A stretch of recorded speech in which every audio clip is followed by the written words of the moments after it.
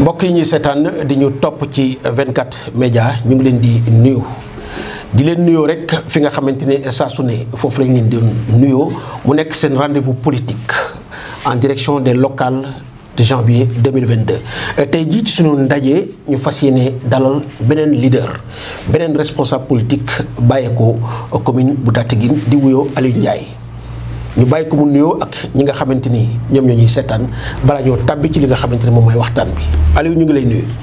maa ngi lay fay monsieur Sarr di nuyu mbokk ñi nga xam ne ñoom ñoo ñuy seetaan. di jiital ci nuyoo bi surtout waa commune Tataguine. di nuyu kilifa yi fa nekk di nuyu bépp responsable politique. di jiital ci nuyoo bi sax suñu maire. le candidat de la coalition Benno Bokk Yaakaar muy monsieur Déthié Diouf. mu nekk lu am solo nekk nuyoo bu am solo may fàttali ne Aliou Ndiaye moom mooy responsable foofu ci Naqamay nekk ci bàkku boofu nekk un des villages de la commune de Tataguine waaye itam am yeneen ndomo tànk parce que ci wàllu njàng mi ak njàngale mi Aliou Ndiaye moom moo jiite kuréel boobu ñuy wax CODEC nekk le collectif des directeurs donc de la commune de Tataguine. Alors ñu bàyyi la nga nuyoo ak ñoom parce que ñooñu say naataango lañ. ce serait important ñu gis beneen facette Aliou Ndiaye. effectivement c'est l'occasion monsieur Sarr donc may nuyu suma collègue enseignant directeur d'école donc de la commune de Tataguine. ñu leen di wooyee collectif de directeurs d'école. ma am chance am honneur également jiite ko. depuis 2012. c'est l'occasion vraiment nga mayoo ma nuyu leen bu baax a baax. di nuyu képp ki nga xamante ni yaa ngi yëngu également ci éducation. au niveau de la commune de Tataguine parce que ñun ñëpp ñoo bokk ndey ñoo bokk baay. xam naa dinañ ci gën a dikkaat bu baax a baax parce que loolu bokk na ci li nga xamante ni en tout cas dinañ ko waxtaane parce que day bokk ci bilan maire bi yow nga nekk koo xamante ne ku jege nga ci wàllu njàng mi ak njàngal mi mun ci gindi ñu bari parce que ñu baree ngi ni dinaan peut-être seen xam-xam bariwu ci wàllu njàng mi li nga xamante ne moo xew ci commune Tataguine mais dinañ ci xuusani bi mais balaa ñu dem ci wàllu njàng mi Aliou dañuy njëkk ci politique parce que émission bi loolu mooy cëslaay bi donc ci politique la ñuy wax alors yow observateur nga de la scène politique nationale et également commune bu Tataguine mu amoon coow lu bari boo xamante ne amoon na bi nga xamante ne njiitu réew mi bi mu demee Kaffrine mu laajoon waxoon képp koo xamante ne responsable nga bokk ci Benno Bokk Yaakaar nga toog déglu ko coow li bari woon lool ñii di naan man lay doon ñii di naan man la alors bi ndogal li tàbbee yow Aliou Ndiaye ban yëg-yëg nga ci am ci li nga xamante ne moom mooy commune bu Tataguine kaaw commune bu Tataguine. merci monsieur Sarr côté boobu ñetti mbir rek laa ci bëggoon souligner. bu ci njëkk damay wax alhamdulilah rabbil alamin sant suñu borom bu baax. mi nga xamante ne moom moo jagleel. tànn bi. suñu maire. muy monsieur le maire Déthié Diouf. sant yàlla ndax yàlla mënoon na dogal. aussi kii tànn keneen. kon kooku ko mat a sant la. waaye itam damay gërëm le chef de l'État monsieur le président de la République Macky Sall. ndax moom mi tànn également bu ko neexoon mu tànn keneen. te bu ko tànnoon xëy na en tant que responsable. am na yaxin bu baax ne le maire Déthié allait s'arranger. waaye nag yàlla mooy dogal ñuy féliciter monsieur le maire le président de la République ci turu di ko gërëm. ci turu maire di ko gërëm également ak ci turu bépp responsable politique. bu yëngoo ci APR. rawatina la coalition Benno Bokk Yaakaar. fi may daanele mooy. féliciter le maire. parce que en fait xam naa bu baax ne le chef de l'État. du tànn cuune. comme ku mu tànn da nga ko mérité. te côté boobu dañuy wax ne le hasard n'existe pas. ku def lu rëy am lu rëy. le chef de l'État bu tànnee Déthié. nañu nangu ne da koo mérité da koo liggéey. te côté boobu képp ku nekk ak moom da nga waxal yàlla. xam nga ne dëgg foru ko. comme ni ñu koy waxee monsieur le maire dafa màgg dem ba tekki am responsabilité. xamante ak le chef de l'État. kon la nga xamante ne te defe naa ne. defalul lenn le président lu tax mu tànn ko. da koo tànn parce que da koo mérité. donc loolu itam vraiment ñu ngi ko ci félicité. mooy wax ne peut-être bu ñu demee ba ci biir nañu gën a xam. mais le maire du cuune moom itam. dëgg la d'ailleurs ci loolu lay rebondir parce que choix bi am na lu ko guidé. absolument donc yow nga nekk jegeñaale maire. donc di liggéey ak moom au niveau de la commune rawatina ci éducation pour yow bu ñu doon ñëw ci choix président de la République pour yow ci lan la ko teg. waaw choix président de la république peut-être moom moo xam yan critères la teg mais man critères yi ma yaakaar. mooy liggéey bokk na ci. am fulla bokk na ci. mu am yaakaar ne population bi. dañu ne Déthié la. dëgg la ndax président de la république du ngem bu mbër pour mu daanu. dëgg la firnde bi mooy Déthié mosul perte élection. tout à fait 2012 ba léegi. depuis 2012 ba tey. loolu aussi yaakaar naa c'est un bilan positif sur le plan électoral. te itam li ci gën a neex mooy tous les types d'élections organisés nañu Tataguine. lépp Déthié ko jiite yàlla dogal na itam mu réussir ko. tout à fait. parce que référendum jaar na fi présidentiel jaar na fi. local jaar na fi leneen jaar na fi. te local 2014. législatif aussi. donc moo tax ma ne tous les types d'élections organisés nañ leen foofu te moom moo leen jiite moom moo leen gagné. kooku nag boo ko bëggee. dogguma la sax parce que ci législative yi en tout cas mu ngi doon jàkkaarloog kilifa gu mag. absolument nekkoon deuxième. loolu rek performance la. bu rëy un chef de parti. tout à fait nga jàkkaarloog moom. ancien ou futur candidat à la présidentielle. tout à fait. yaakaar naa kooku boo ko tegee ci suuf am na li tax. dëgg. kooku tey président bu jëloon keneen itam dina jaaxal nit. mais xam nañu lan mooy objectivité am. xam nañu lan mooy fitam ndax chef de l'état du rek waaye Déthié itam. jàmbaar la dafa wóolu boppam. dëgg la te wóolu bi mooy fu mu ko teg mooy ci gëm yàlla. xam ne yàlla mooy joxe. ndax yàlla gëm na ne ku boonoon jox nguur da nga koy jox sa mbokk mbaa nga jox ko keneen. kenn joxul kenn dara. kon lii ne ci loxoom yàlla ak ko jox. kon président bu ko tànnee dafa wóor ne kii liggéeykat la. te population bi aussi seede nañ ko. te yaakaar naa am na benn test grandeur nature bu ñu publier. yaakaar naa du caaxaan. boo daanee un ancien candidat. donc au futur sax laay wax parce que bu ñu koy organiser boobu les élections n'étaient pas encore organisées. élection présidentielle boo daanee kooku loolu donc dafa doy ci performance. dëgg la teg ci nag bu ñu defee classement sur les 557 communes.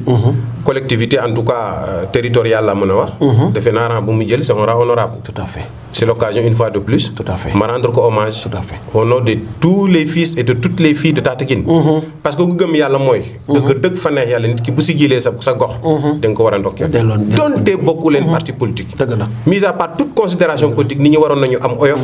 boo doy ni que xëy na chaque coalition wala chaque membre de parti ñu def benn délégation bu ndaw. dëgg la dem sargal maire. loolu day neexal. loolu dëgg la parce que acteurs politiques yi nekk dans la scène politique Tataguine quand même mënoon nañ ko ci sargal. parce que du leen wàññi dara ndax wax sa mbaaxu borom.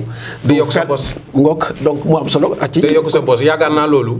bu doon nit ñi dañu gën a waxtaan te yaakaar naa c'est l'occasion vraiment de lancer un appel. pour ñun yëpp ñu bokk yeewoo Tataguine ñu xam ne. kenn gënu fa kenn. dëgg la xasante bi bëri na. coow li bëri na te teguñu ko fu dëgër. ndax maa mën jarta wax nit ki bu fekkee ne dañ koy jox responsabilité mu assumer ko. dëgg fa neex yàlla war nañoo mën a samp suñu ndënd xëy na wax ne Déthié liggéey na mais mën nañu def lu ko ëpp. wala yéene nañ ko d'accord kooku tu es libre de le dire ku mu neex mu wax loolu démocratie ko maye. waaye comme yàlla may na ko occasion vraiment mu siggil waa Tataguine. jël 30e sur les 557 communes. ma yaakaar ne loolu. ku ko ci sargalul itam. Tataguine ñoru la. dëgg la wala boog ni ñu defee politique des nga ko xam. dëgg la ndax politique dañ koy wax am na ñu fi nekkoon ancien. dëgg la tey ñu ngi nekkaat ci côté. te Déthié gëm na ne dina bàyyi dem doon leneen. ba tax na ku nga xamante ne sa collègue dafa am performance da nga ko war a sigil. c'est comme l'équipe nationale du Sénégal qui joue.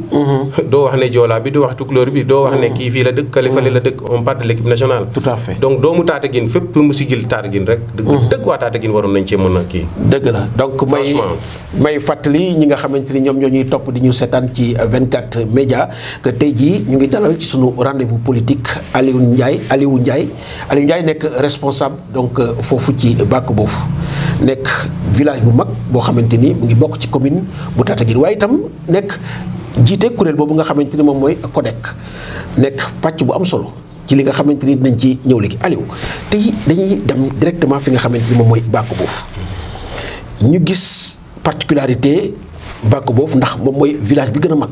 absolument ci commune bu Tataguine ndax jàpp nga ne yëf yi dana woyof foofu. waaw foofu moom dañuy sant yàlla bu baax. li tax dina oyof mooy xam nañu ne du yomb te mbir bu la lu la bett mën la loolu la ñu faral di wax. dëgg la ñun nag franchement on s'est préparé à conséquence. parce que xam nañu ne tey lu ñuy wax rek le village a gagné c'est bàkk boofu. tout à fait leader politique yëpp. xam foofu la ñuy xëpp seen i bëgg-bëgg ak seen i yaakaar. xam nañu ba tax ñun ñu fa nekk xam nañu bu baax ne du yomb waaye nag. du ñu ay doxandeem foofu na ma yàlla jégal te gëm naa ne aussi bu ñu yàqee aussi bëriwul. te kenn gën ñu faa bokk kenn gën ñu faa judd fa lañ juddoo fa lañ yaroo fa lañ màggee donc lépp lu kuy keneen mën a yaakaar ba ci waa Bako Boof am nañu droit aussi yaakaar lu toll noonu. dëgg la ba tax na daal xam nañu ne Bako Boof yaatu na soxla yi bëri na. waaye ki ñu àndal. ku ànd ak moom waroo ragal. donc ci foofu sax la ñuy desandi et c'est le lieu sax ñu nuyuwaale responsable politique yi nekk foofu yëpp xam naa di nga ciy ñëwaat. absolument ñoom ku nekk ci turam mais ñu bëggoon rek xam tey jii boo ñu doon wax en terme de réalisation loo xamante ne jàpp nañ ne Déthié Diouf nekk maire commune Tataguine jot na ko fa def parce que wax nga ko sànq soxla yi du jeex mukk tant que politique a ngi am tant que ngi dund a ngi am faut toujours mu am lu des mais yow lan nga ñu mën a teg suñuy loxo loo xamante ne boo fa yeggee tey jii di nga ci mën a dut sa baaram. ak a bëri tax te Bako Boof jàpp naa ne. c'est la commune en miniature. tout à fait. donc soxla Bako Boof mooy soxla bépp localité bu nekk ci commune bi. domaine boo dem nag jàpp naa ne maire am na lu mu fa def. dëgg la.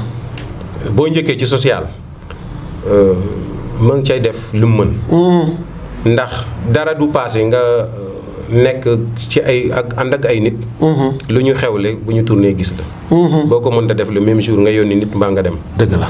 loolu yaakaar naa social weesuwul loolu. tout à fait. cérémonie religieuse bàyyiwu ko kenn loolu wóor na ku ne. bu amee ziar bu amee màggal bu ak lu mu mën a doon. bu yéegee dina ci yónnee mbaa mu def ci alalam. dëgg la loolu aussi du caaxaan. dëgg la. boo demee par exemple même si jigéen ñi. mu ngi leen di jàppale. am na ñu mu jot a financé am na fu mu jot a def ay moulins en tout à fait. loolu aussi yaakaar naa c'est un bilan positif. te financement yooyu peut-être qu'on aura l'occasion de revenir sur ça cible. du financement comme ni ñu ko déggee ay naxee mbay déedéet du loolu. ca leeralal c'est l'occasion parce que moom koy jëlal sa temps lépp loo xamante ne ay parce que loolu rek a ñu tax a toog fii. très bien nga wax de façon très claire bu ko defee ñi war a xam parce que souvent nit ñi ñooy wax di gën a lëndëmal nit ñi mais bu ñu amee responsable boo xam ne mu ngi sur le terrain di ko dund ak ñoom di ko gis bu ñëwee pour leeral loolu mënuñu lu dul eh bien applaudir. monsieur Ndiaye c'est ça parce que en fait man dama yaakaar ne ñun ñoo bokk Tataguine kon kenn warul jéem a tur leen dem sa morom. jël dajale ay jigéen. di leen tàccaloo di leen feccloo ba nga koon jot nga jël benn 100 000 francs du ma ko xeeb. parce que xaalis la. mais nga ne leen da nga leen di financer da nga leen di nax. comme ni ma koy caricaturer 100 000 francs boo ko joxoon ñeent fukki jigéen ku nekk 2500 lay am. 2500 ku ko jox soxna jàmbur nga ne ko demal nga liggéeyi da nga koy toroxal. dëgg. mënut a jaay keccax mënut a jaay tàngal. mënut a jaay dara ndox sax mënu koo jaay. mënu leer. dama yaakaar ne loolu du njëriñ. boo yoree jëlee million en mille jox ko jigéen ñi yaa ngi leen di dimbale. boo leen ubbilee compte jox leen financement ndax financement ak maye dafa bokkul. achat de conscience loolu noonu lañ ko mën a tuddee. tout à fait. dem di teg nit ki nga ne yaa ko gën am nga njëgam di ko jënd. parce que noonu laa ko mën a gisee loolu du financement. dañuy waxante dëgg. mais financement da ngay ubbil nit ki mu dem ubbi xam ne lii alal bi ma war a liggéeyee la su ma paree dama koy fay. boo koy may nga may ko. mais vraiment jël nit ñi en otage. di leen tànqal di leen wax ne da ngeen financé alors que da nga leen di nax loolu liggéey. bu ma demaatee ci bilan maire. au niveau du village de Bako Boof lu mu fa def bari na ndax nee naa la ci social sànq. boo demee ci beneen domaine par exemple le maire am na parc à vaccination bu mu fa def. tout à fait mu nekkoon soxla askan wi. sàmmkat yi ak béykat yi ñoom ñëpp dañu ko soxla dañu doon takk ay bant pour vacciner seen jur. dëgg la loolu moom def na ko fa. loolu moom dama koy firndeel parce que ñun ñi ñoo demoon dem assurer couverture bi. très bien couverture médiatique bi loolu moom lu ñu. voilà kon xam nga loolu lu ñuy sos léegi ku ñëw ne la maire defut. te foo limee benn mu des beneen dañuy wax lu leen neex su ma demee par exemple ci domaine boo xam ne aussi domaine bu ma neex la pour ñu leeral benn mbir. parce que suñu waxee ci médias yi ne 75% des populations Tataguine de Bako Boof n'ont pas accès à l'eau damay naan astafurlah. xam nga li tax. micro neex na waaye kuñ ko tendre aussi war nga xool sa digganteeg sa bàmmeel. nga wax li am. ndax boo waxee li am na ba noppi. soo waxee safaan nga itam ñi ngi lay déglu boo gëmee ne da nga leen yaakaar ne da nga leen di nax sa bopp ngay nax. tout à fait nit war na mën a falu. du lakk dëkk bi. nit mën na falu du sosal kenn. dëgg la. 75% des populations n'ont pas accès à l'eau je dis c'est faux xam nga li tax c'est faux mooy.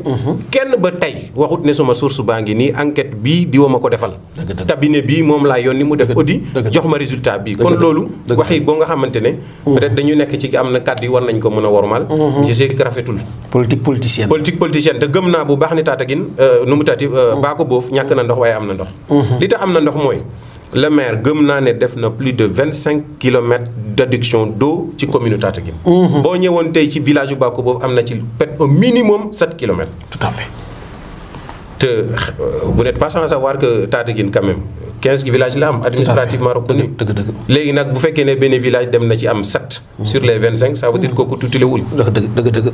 sur boo gisee par exemple ci branchements sociaux yi tey njaboot yi nga xamante ne ménage yi nga xam jot nañu ndox.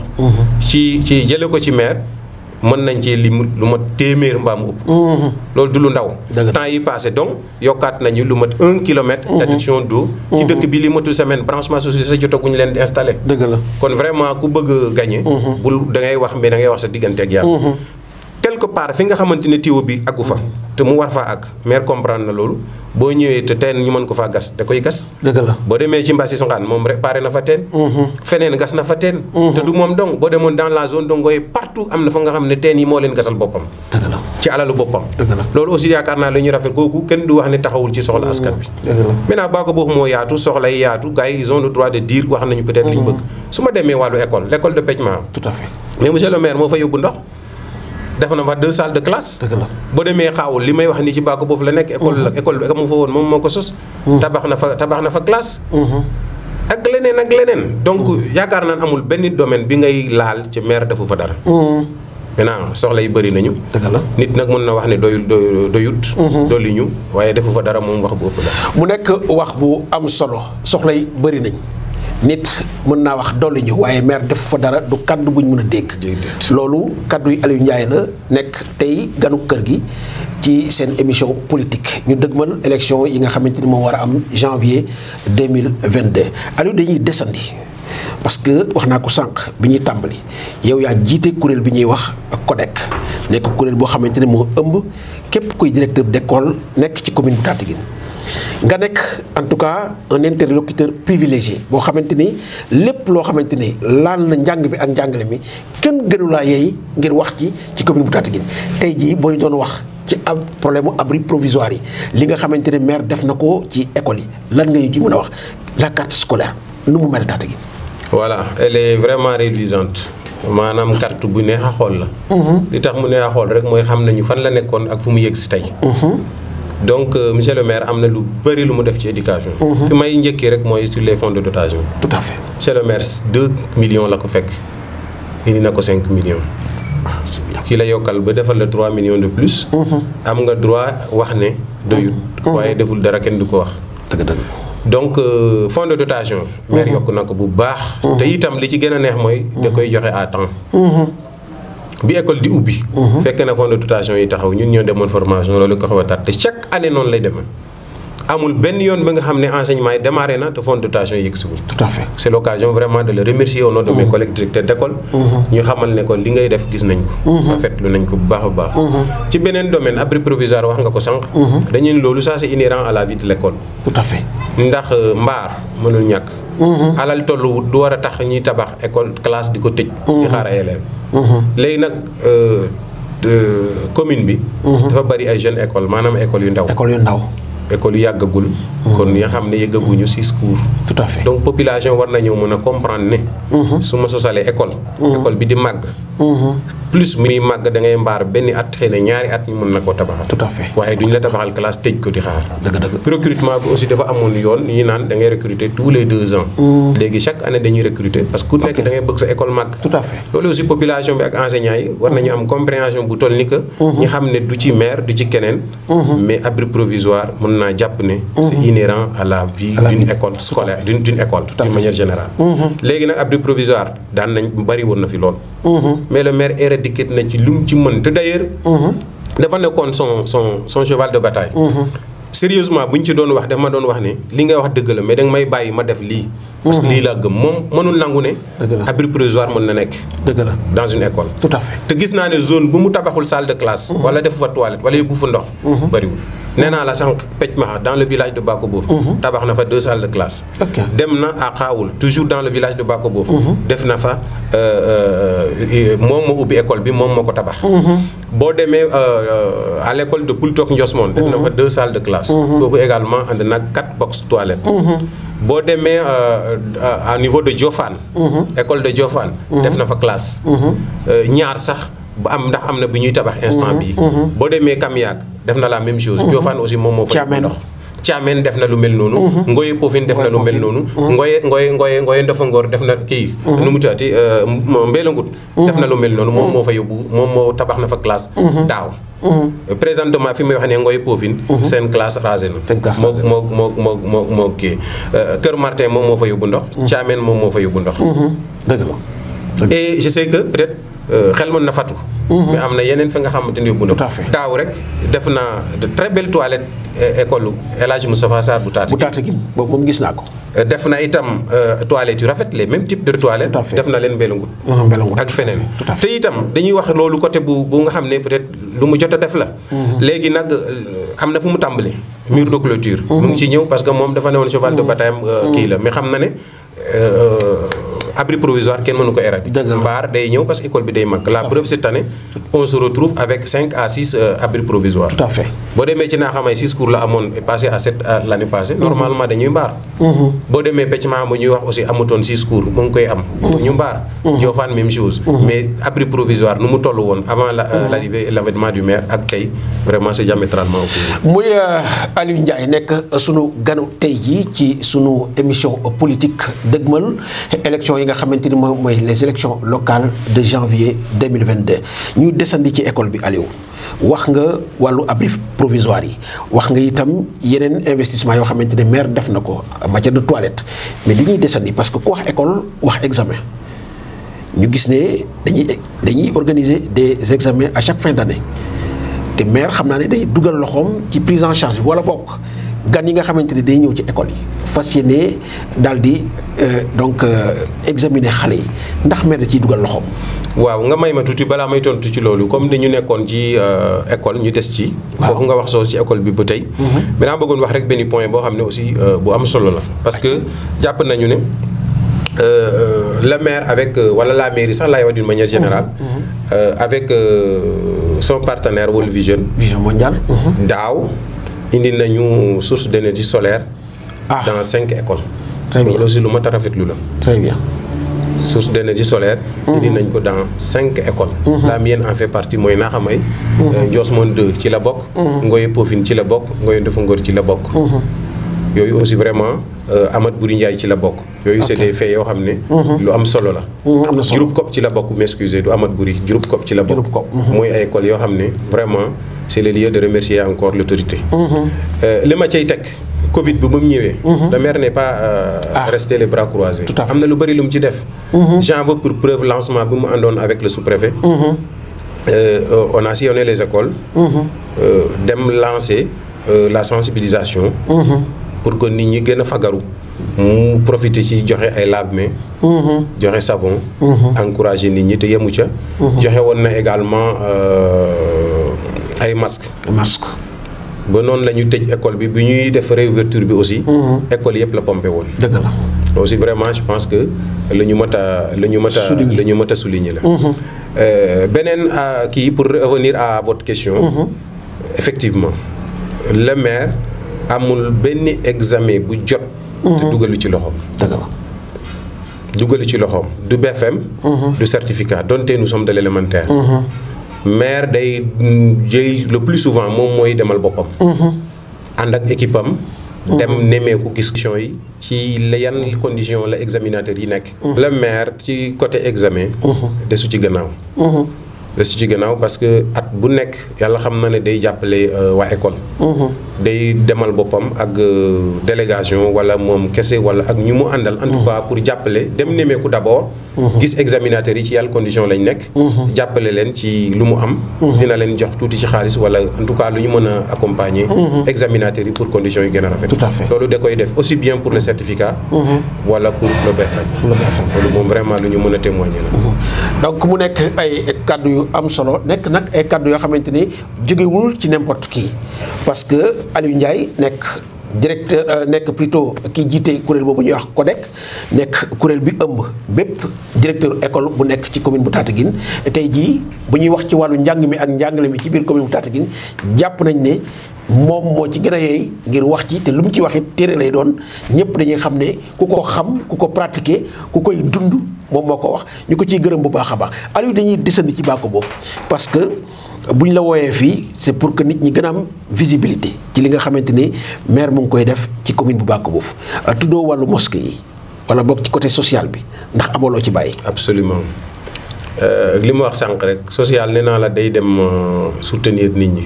te loolu lu leer la maire jàppale nañu bëri tey par exemple pour ñu réfectionner seen mosquée. jënd na ay rajo du benn du ñaar. def ko ci commune bi. bu ci mujj bu ñu mujjee joxe dimanche passé mu ngi woon. dox ok. def na ko Ngoye Seko def na ko feneen boo ñëwee par exemple ci Mbassis toujours dans le Baku boobu. monsieur le maire réfectionné na fa benn église chapelle. ba peinture ko. très bien. lii moom lu ma fekkee lu ma xam la. c'est ça. donc maire du en tout cas social desu ci gannaaw. jàppale na daara ma xam ci dara. mu ngi ci béy waaram bu baax a baax bu baax a baax dem na ci ay jàng ma fekke mu ne leen en tout cas ku ma boole ci lii damay gën a kontaan. ndax lii defuma ko pour dara suma bopp laa koy def. waaw moom de da koy faral di wax. da koy faral di wax loolu moom bari na kon politique ak leneen amaana bu dañu defal suñu alal ci lii itam ñu def ko ci leneen. dëgg la kon ku ma woo ci diine. man ngay dimbali. dëgg la kon dimbali ma dimbali la ku ma ko wax du ma des gannaaw loolu kàddoom la te ku ko xam-xam ne loolu dëgg la ci moom. dëgg la donc mu nekk lu am solo loo xamante ne ñeel na wàllu social bi foofu ci commune bi de façon générale waaye itam particulièrement fi nga xamante ni moom foofu la nekk responsable di Baku Boof Aliou dañuy desandi toujours ci Baku Boof ñu bëggoon ndax xam nañ ne bëri na tournée yi nga xamante ne dañ koy def électricité daf ciy ñëw wàllu courant bi da ciy ñëw tout le temps Baku Boof nekk village bi ëpp dayoo ci commune bi alors xam naa ne wàllu courant lu préoccupé population yi lan nga leen mun a wax pour dalal seen xel. très bien monsieur Sarr jërëjëf maa ngi lay sant bu baax di la gërëm laaj boobu laaj yëpp am solo mais boobu moo ci dàq. moo ci dàq. parce que xam nga li tax. courant dafa xew. courant dafa xew njëriñam kenn du ko natable. du ñu toog fii di naan lii courant lii lay def ci dëkk. dëgg la. courant njëriñam dafa am solo bu baax politiciens yi nag malheureusement dañ koy exploiter. di tuur nit ñi lëndëm. dëgg la. xam nga ka nga xamante ne këram solaire a fa nekk. bu dikkee ne la bu ngeen ma falee ma defal leen courant day wax lu ko neex loolu ay naxee mbay la. nit ñi ko ñu comprendre. dëgg. le maire amul benn intérêt dafa mel ni toujours dama koy wax. un directeur d'école tey du ñaan au mouvement national une école. gagné ko pour yàq ko. dëgg. yàq mën na ko fa fekk mais du seen tuwu ko. dëgg. donc ku gagné école da ngaa bëgg a def résultat. maire aussi bu ñu ko falee résultat mooy ndamam. dëgg la. te il en est conscient malheureusement nit ñi nañu xam ne courant. état moo koy joxe. dafa bari doole mairie nag dafa am budget ni muy toll. du fépp la mën a yóbbu courant. dëgg la mën na def extension. amaanaa sax su fekkee ne budget bi c'est pas trop lourd. peut-être mën nañ koo defar. mais pour le village de Baku Boof pour dalal seen xel comme ni nga wax. nañu jàpp ne état du Sénégal. gouvernement du Sénégal moo leen di jox courant. te moom moo am une politique d'électrification rurale. tout à fait électrification boobu nag dañuy jaarale. kii bi fu ñu ko war a jaar ba maire jot ci ñu tànn village yi war a bokk. te fi may wax ni ak yow Baku Boof bokk na. te amul benn courrier bu notifié ne Baku Boof génn nañ ko ci. dëgg kon mun a te li ñeneen ñi am. ba wa yeeyoo am courant Baku Boof am na ko. dëgg kon dara expliqué wul lu war a mën a tax. courant amul xanaa kay yegg seeguñu la ñu mën a wax. te côté boobu aussi nañ jàpp ne. kuy compter ci benn ngay tàmbali. dëgg la. courant bi su fekkee woon ne dañoo gisul fenn fu ñu ko def. mën nañoo wax. waaye comme gam nañu yenn village yoo xam ne jot nañu courant. Baku Boof bu nekkee ci liste bi na xaar. rek mais incha allah dina ñëw bu soobee yàlla. maintenant beneen politicien bu mën a ñëw itam. te àndut ak nguur gi. ne la mën na la indi courant ne ko da ngay wax lu la neex ak ku mu mën a doon day wax lu ko neex. aussi lu mat a bàyyi xel. waaw. loolu nekk lu leer lu am solo parce que loolu wàllu courant ak ndox c'est de gros investissements donc la plupart du temps nit ñi dañuy def amalgame te ñun yàlla boole ñu ci communes yi nga xamante ne xëy na doole ji bëriwul lool. waaye jeune commune. waaye maire Tataguine dëgg desul gannaaw benn yoon te lu bëri firndeel nag wax nga sànq position bi nga xamante ne jël na ko sur les 557 communes que compte le Sénégal ñu gis rang bi mu jël également au niveau départemental loolu rek doy na firnde pour ñu ne moom it dëgg ci li ko yàlla dénk tuuti na bëri na waaye mu ngi ci xar tànk tubéyam fexe ba yéwénal ko fexe ba ñoŋal ko ba mu doon loo xamante ne ku ci nekk di nga mos li nga war a am. Aliou tey da nga seq langue politique bi ak say naataango foofu ci bàkko boofu loo leen mën a wax. peut-être ñi ma àndal ñi nga xamante ne ñooñu ngay àndal ci politique laa ñoom ñooy àndal ci politique. voilà maa ngi leen di nuyu au passage. voilà su ma limee peut-être dama juum waaye am na ñoo xam ne mënu ma leen ñàkk a tudd. dëgg la. Mamadou Cissé Sarr maa ngi koy nuyu bu baax ndax conseiller la fal nañ ko waaye xam na lu tax ñu fal ko. dëgg la day liggéey guddi ak bëccëg. dëgg la Badou jeune la mais il est très dynamique maa ngi koy nuyu. dëgg la Ngor Sène aussi maa ngi koy talal loxo bu baax ànd na te xam naa ne mën na lu fi ne. gis na ko xam na Ngor Sène sax da cee bokkoon. Ngor Sène da cee bokkoon. mais seytaane mooy dox. moom dara waru ko féewale ay nit dara mënut ko cee génn. te moom aussi comprendre na. waxtaan nag kilifa gi te lu ñuy waxante lu leer la. garab boo ko samp bu mu war laa mën a may kër nga toxu di demaat feneen.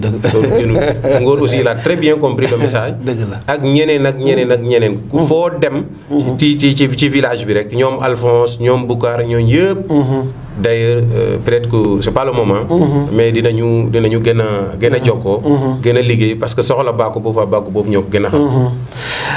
Aliou dëgg la ñu seetlu parce que daanaka mbir maa ngi xaw a cate waaye mënuñ cee ñàkk a wax surtout discours yi nga xamante ni ñi seq langue politique bi ci commune Tataguine ñu ngi koy dégg ñoom ñu koy wax mu nekk donc ay discours yoo xamante ne boo ko xoolee teneur bi taxu ko élevé lool yow tey jii. boo amoon message booy lancé pour ñi nga xamante ne ñooy acteurs politiques yi parce que wax nga ko sànq junj nga ko ñoo bokk Tataguine lu ci waay di yëkkati ci ay kaddu rek na nekk ay kaddu yoo xam ne bu ëllëgee duñ doon lu ñuy rëccu yow tey boo amoon message booy lancé ci fànn boobu loo leen di wax. waaw c'est-à-dire que junj naa ko sànq mais côté boobu da ngay may tuuti ma leeral benn mbir mooy. candidat yu fa nekk. ñu neen la xamante nañu. dëgg la léegi nag ñaar laa ci gis. ki dem élection ak ki mosul dem élection. ki mosul dem élection. ki dem élection perte ko. ko mën nañ koo teg ne parce que xam naa ne revanche la ko de ci may loolu la yaakaar. dëgg la. ka nga xamante ne nag mosul dem élection. dafa yaakaar rek. dëgg la waaye nag mbër mu ndaw la. dañ ko xeeb waaye mën nañ ko respecter mais gëm naa ne. dëgg la ki li daan mbër mu mag bi moo koy daan rek. la ma cay teg mooy groupe bi. am na ci candidat boo xam ne dama gëm ne.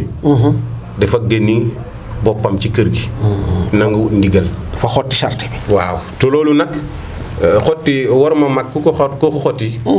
dootoo nekk ci këram. dëgg la. ma bëgg a lancer rek on appelle. population bi surtout. ñu xam mbir man de gan gu xam ne dëggu ndigal. kilifaam. duma ko dalal. parce que dañ koy wax. bu fekkee ne ki ngay àndal wala sa maître dafa amul yar nga baal ma. élève bi du ko mën a yar. dëgg la léegi nag leader politique itam bu nanguwut jëfee ndigal. du tegtal suma doom lu rafet. dëgg la kooku ku ko gis muy ànd ak sa soxna boo tàggoog moom peut-être waxam mën na ko indi. te feewale boobu dañ koo jël comme xam nga tey ku nekk ci groupe ci association ci parti politique. kilifa gi joxe lu toll ni que le chef de l'État le président de la République. jiite parti bi jiite coalition bi joxe ndigal nga xotti ko teg ko nale. kooku ku muy ànd ak sa doom itam defal ne nu mu def kilifa ga noonu la koy def. dëgg la kon loolu aussi lu mot a sóoraale la. dëgg la léegi nag bu loolu yëpp wéyee damay faral nit mën nañ ko nangu ci seetlu ko. ñeneen ñi moom ku attanul këram mënta attal commune Tataguine. dëgg la ñooñu aussi jaru ñoo déglu. ku nit sa kër mënta lëjj ba nit ñi teg ci bët. mu leer leen nañ nga ne jox leen ma Tataguine ma lijjante ko. dëgg la kooku vraiment dafay tuuti. pour kii beneen mbir ma mooy le maire que nous avons aujourd'hui. qu'on le veuille ou non moom dafa am un plus par rapport ak ñoom. parce que tey expérience moo leen ko ëpp. ndax kenn ci ñoom mosul dégg monsieur le maire. exercé na ko 7 ans. kon kooku expérience am na ko. tout à fait te fulla bi ak fayda bi. am na ko loolu kenn du ko natable dëcc ku yóbbu ci moom caaxaan nga dellu. dëgg la loolu moom nit ki loo ko bañ ñoom ci seen bopp sax mën nañ ko seet. bu mu joteel ñaareel moom. loolu voilà saa yu ku jotee ak moom lu ci ëpp. boo ko gasee bu ci xóot am na naxante bu nekk ci biir. indiwoo dëgg loolu aussi vraiment c'est un homme véridique. la ca tegu mooy. mbir bu ko mënee mëte ko na am jotam. disponibilité dañ koy xeeb mais critère bu am solo la. askan bi tollootuñu tey fa nga xamante ne soxla yi ak nu ñu toll. fu ñuy waree suñu kii di ko dénkaane di ko tayle. dëgg la ñu koy gérer par le net. dëgg la WhatsApp ak ñoom seen. à distance waa kii du ñu nangul loolu. dëgg dañu bëgg un maire résident. te le maire a fait ses preuves. tout à fait wax naa ko le maire heure wàccam mooy xool leen ma couloir bi ndax am na ku fa des. dëgg la kenn bu fa desul mu wàcc. nit bu fa desee mu toog. waaye maire ba nga xamante ne nag les 7 jours 2 jours nga bëgg a réserver Tataguine kooku soxla wuñ la ñu ne si war nañu am fula bu toll noonu maintenant par rapport au discours bi ngay wax. je lance un appel. pour que nit ñi plus d'unité. plus de solidarité. dëgg la ndax lii day passé. dëgg la élection day jàll. mbokk mi des fi. ànd bi des fi. te itam nit nekk na tey ñàkk ànd ak kii ëllëg nga ànd ak moom. te nag nous sommes à l'heure du VAR. nit dina wax lu ñaaw ti nit tey. ñu tëggal ko mu am kers. dëgg donc kaddu dañ koy wormal. dañu respecté doomu aadama. da ci tegul boppam fu mu nekk yàlla moo ko fa teg. nit mën na koo contre mais waxal lu rafet mais boo ñëwee ci dëkk nga ne da ci deful nit na lan moo def lii. maintenant xeeb naa lu mu def mën nga koo wax. na yokk na dolli. nga dolli te itam fi may daane la mooy. nañu bàyyi di nax nit ñi. ban candidat tey mooy am li war a toll ni que nga ne suñ ma falee maire suma salaire may naa ko population bi. dafa xam nga yooyu yàpp sa bopp la. dafa xamul yàpp askan bi salaire u maire Tataguine da koo xamul. xam nga loolu ku koy wax. c'est-à-dire que mooy nit ñi da ngaa jàpp ne nii demuñu dikkuñu xamuñu. loolu mooy manqué leen respect. guillemets nañu bàyyi caaxaan nañu gën a defar. Tataguine ñi ñoo ko moom keneen du ko defar. ñun ñi doom yi Tataguine ñoo ko mën a defar. waaye waruñ ko yàq. te gëm naa ne ku ko bëgg a yàq yaa yàqu wala nga yàqu. jërëjëf Aliou Ndiaye responsable politique ci Bako Bof nekkoon ganu kër gi tey jii fii ci 24 médias waaye duñ ko bàyyi te deful message ci séeréer ndax ku wax Bako Bof xam ne séeréer si ñoo fa ëpp doole ñoo fa gën a ñu daanaka ñoo fa ne Aliou i mbug rek olay fo we andoona yee den na seetaan in meke na 24 médias layin na séeréer. jërëjëf message ka jeg na solo tig cegu solo o maxey simna xo refna no kolum simaxolu iyo simna wa Tataguine a paax adin teen monsieur le maire fo bépp acteur politique simna population ne fop so koy moƴa ɓaat wa andoona yee den ndefu we i ngenit na ndef na Bako Bof rew bi itam ma genuma Bako Bof koy maaga genum maaga jegum itam quartier na xottoongam pin ka in ɓaaka maak bo mbin jaraaf mata deyeena xottoonga na pec maxa ba a gar rokiid kam a naaxa may te jeg solo mbasis mu ne oona teen xalaatin rek maxey simna o yaalum xeɗa den koye tigeeke xana suur a suura la andoona yee miñatee dara i moƴo ngorgorlu moƴo ndamir moƴo mbexir i andit i mbaro andit i and we andoona yee ka da ngar ka a laya i nga'oogee den bo waxtu fad da ngara mbidiida in ɓisiida in a otox a mayu ɓisiida in coow mayu ɓisiida in naxir ba ta yaq ngentan ba ta yaqo fog Bako Bof ino no ngeman kan leŋ waagiro no xemban i ndamranga ta ref meen i ndamrange ta ref to élection ne ala kuli al 23 24 xana fad 24 a fadanga koy i moof ɗeetara so kersa roka ndeer in kaaga jariren fat i ɗeeto njiriñ Bako Bof i mbi'in Bako Bof i ndamranga ta xen nda i ngaajooranga wiin a ngawa in doole kon koy kam xeɗa rek ten refu yee i ndefna o ɓiy Bako Bof i ndamir mbaxataan ɗeeto mbiño leŋ mi ndigil ne refna to itam ndigil ne refee dara o mbiño lakas um layanga no kiin a leye ka farim um faranga yit parparlo im i faram koy nda parparlo im xaye le président Macky Sall o cooɗanga ndigal naga ref ndigal na sosoɓna meen to oxe ta doon na meen refee ka gita gisatuna ka jal bo ta feeñin Macky refee cuune tan ke cuune kono dananga koy a monsieur le maire Déthié ka i mbara ngorgorlu yoon fe ten ndamtin ten refu yee koy a waranga gagner to i ngima yee xana gagner i ndamtangaan Bako Bof a jega ten a xooxum a damtangiren itam ke refna meen comme doye mi dem re'anga ten to waag o layin a gagner anga itam to Bako Bof a mbog no njeemoguna maaf we laxasuna a ngum nuku ta cooɗta o feet waaga atuta yaam teyu refee meen kaaga koy bugim ta dala in ba i tarde fat i ngorgorlu moƴo ngim i ande roog o citu fop ndef ke maire fop mbaage adu roog bugte naaga to simtitiren naaga gima roog koy a foga no ke jaɓ ke ta fi'na ce doone meen a xooxum roog o doonun meen to ne ta laytana in a paangangaan xa o kiin waage ta tig a paanga furangiren it ku i njeema ka i yaqud ka no raɓan daal in we Bako Bof fat i mbi leŋ lay leŋ ngestu ndam ande coxla ke maya foof le jega meen a manquer a jega me ta fadeerna courant fe jega me ta fadeerna école ke wiin we njanga école na xamaya nanga clôturer el xay roog fa Déthié yo kaaga refu tiitar fo o ndamo maak école o mbiño lakas mais bet ke leyna fop wiin we nanaan CM a wara ref ma o kaaga ndamiro waagun nda i ngaajaranga ka i neew ka doole wiin we ngara utiliser a in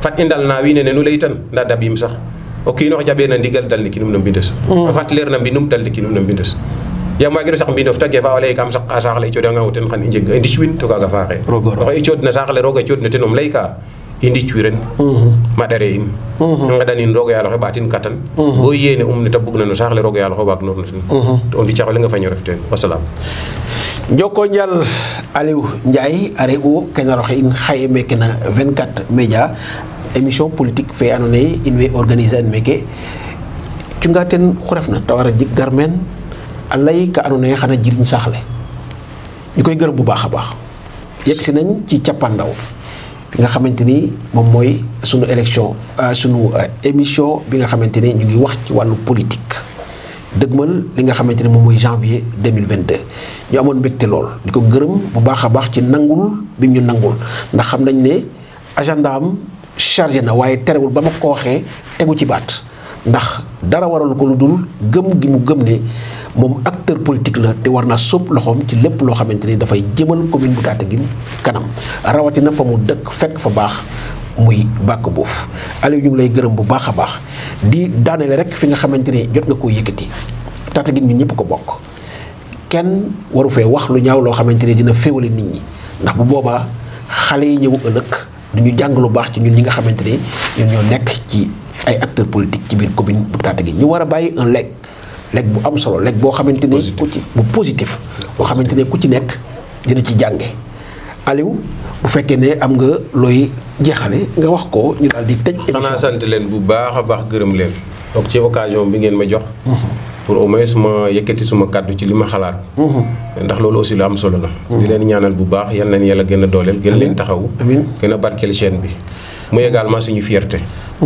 ndax ku sañoon comme li ma wax ci maire rek bu liggéeyee mu war a doon fierté Tataguine waaye lii aussi suñu fierté la ndax suñu moomeel la ñu ngi koy rafetlu bu baax di leen ñaanal képp ku fi liggéey en tout cas nga gis sa bopp te mu gën a yokk ba ngeen sentir ne chaîne bi yokku na gën yàlla na ko yàlla gën a barkeel amiin jërëjëf Aliou Ndiaye ci kaddu yu rafet yooyu ñuy fàttali rek ne ki ñu féetale ci wàllu xarala bi prise de son ak caméra Pape Modou Sène lay wuyoo xam ngeen ko borom Kirin Séeréer ñu ko ciy ziar bu baax ñu koy gërëm bu baax a baax di leen wax ne rek ñu ngi leen di jox dig daje beneen émission beneen gan fii ci 24 média jërë ngeen jëf